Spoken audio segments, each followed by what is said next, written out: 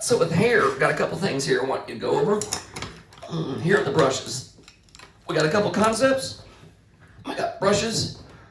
We got all the brushes you need, which is going to be a small round brush right here. Large round brush for the base coat.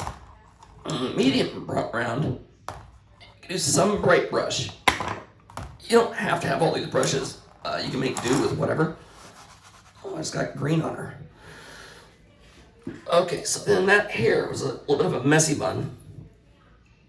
I'll convert this. So right now I'm gonna go with brown, burnt umber, black, and what have you. And hers was a little messier, so I'm gonna go back into it. So here, when you're doing the hair, you need quite a bit of water on the hair. So a lot of water. It's gonna be going all the way down the base coat, wherever the direction is going to go for the hair. I'll start with this. So it's like a brown, it's a burnt umber, and a black. That'll give me a nice heavy base. That looks delicious. And kind of then right here, you can see you can see the texture of the paint. I'll get rid of that. And your hair, Sarah B, I think it was a little bit on the messy side, so I'll make this a little bit on the messier side too. So I'll show you how to do that as well. Okay. Operation Dark Base. D-U-N. Spell's done. Over here, should let that dry in between. Before I do that though, I'm going to take a small round brush and we'll add some of the messy parts. So this is still the dark brown. I'll add an extra little hoopty coming out here. Need a lot of water on this. Otherwise, you're gonna be able to see the canvas. Another extra little hoop there. Those little extra chunks really help it make it look pretty good. And the key with that is quite a bit of paint. Water it down quite a bit. Melt the kitten just like that. And drop it down. And spin this as well. So then this is like phase number 2. First of it's a base coat with the large round brush. Now it's a base coat with the same color, but with the small round brush. Skinny lines, curve around a little bit. Oh, that's looking better. Okay, otherwise it looks like a plastic hairdo. Weird. So when you're doing hair, it's always dark to light. The light can be, and it also is going to be thicker down here. It's wet, but it's thick paint. When you're done with that, after it dries, it's going to get lighter and lighter. And do I have a hairdryer? No, I do not.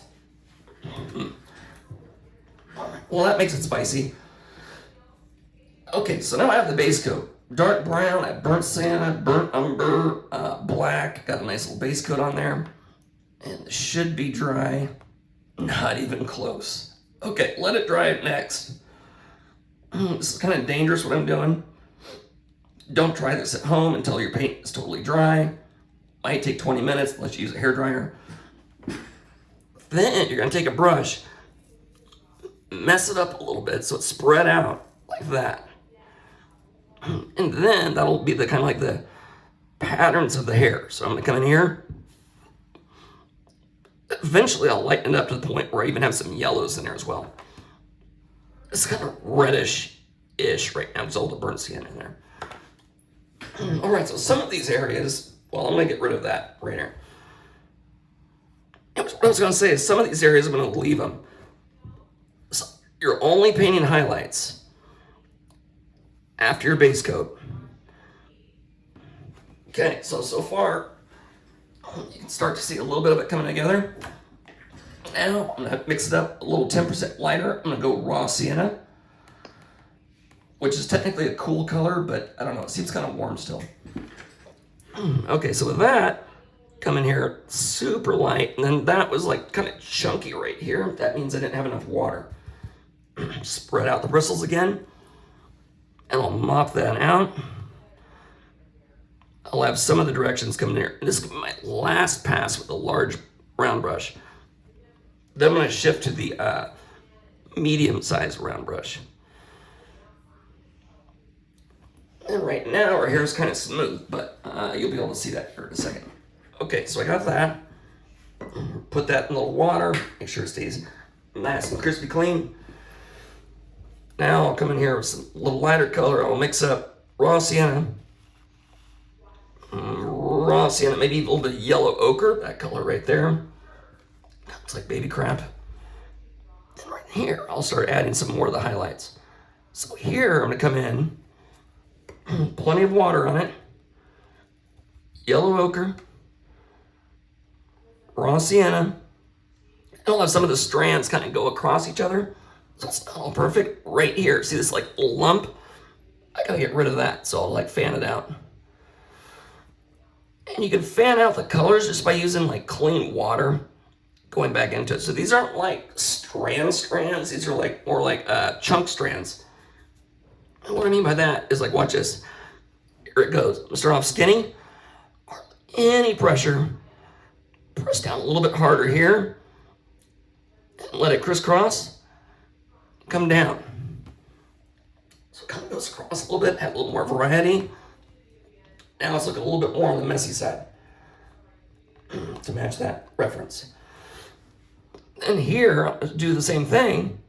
Skinny line. I'll go even wider down here in the bottom. Now it looks kind of like a snake. I'll get rid of the snake by having multiple strokes going around it. So this is like a lump of highlight right there. And I'm gonna rinse off the brush 100%.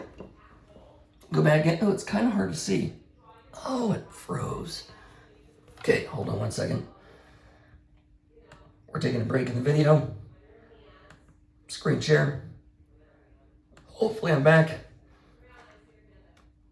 Yes. Okay, so right here, it looks like snakes. So now we'll go back in. I'll break those up just with like a clean brush. Blur that out.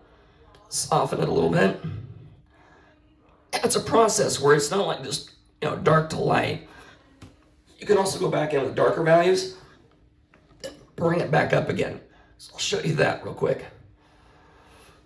All right, so all that's like dark to light. Now I'm gonna take a smaller brush, I'll go back in, I'll even add some darker values, like I'll split this up, that major chunk, I'll split that bad boy up with some shadows.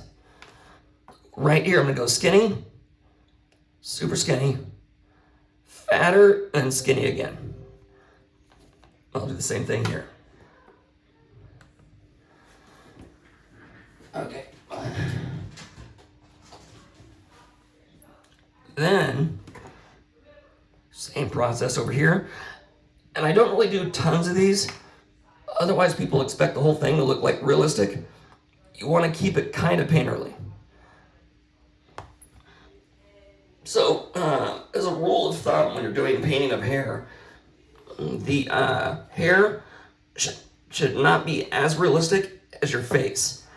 So really, this could be about it. This could be almost done. As long as you have some brush, so if you can see your brush strokes on your face, you wouldn't want to go much tighter than this. Okay, so now I have the bases down. So now that's decent for the overall clumps. Now I'll rinse that off. Using a small round brush again, I'm going to use the yellow ochre. Now I'll get some highlights. So almost nothing, no pressure, and barely start getting that in there. So it's smooth, and I'm doing chunks, a little brighter highlights. Then here, same thing. And when you do highlights, you can't put a highlight color on a really dark value. So the highlights have to go on the medium tones. I'll go brighter here too on the side.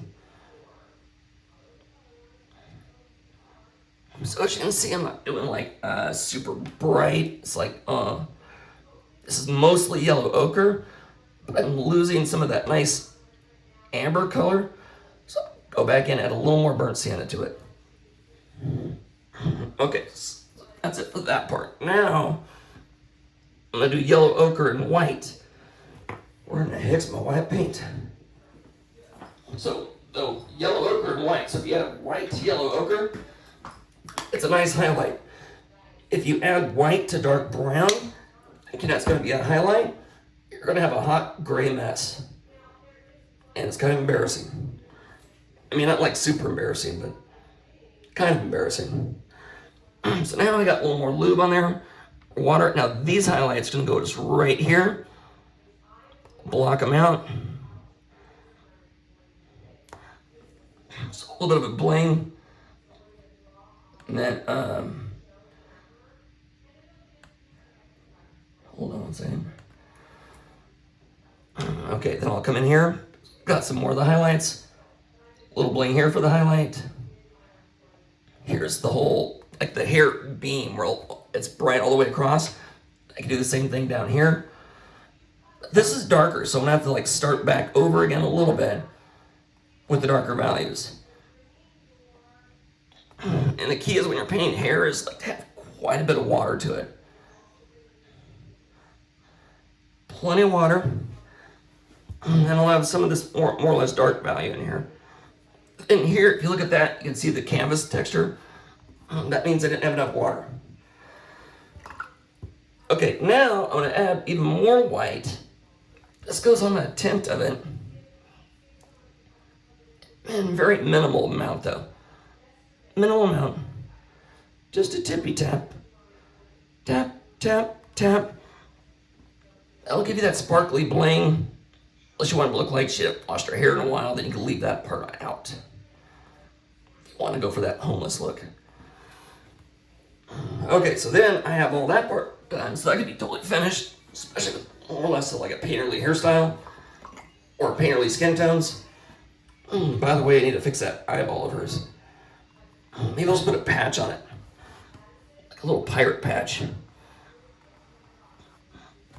And now these are individual strands, so I'm gonna come in here really skinny, cross them over a little bit, and have a few of these little light strands. That breaks it up so it's not quite as systematic. Then, ready for this one? Watch this one, it's gonna go crazy. Start here, then I'm gonna flip it over. Super skinny. Flip. Look at that. That is so cute. Adorable hairstyle. Okay, that is the end of a hair shell.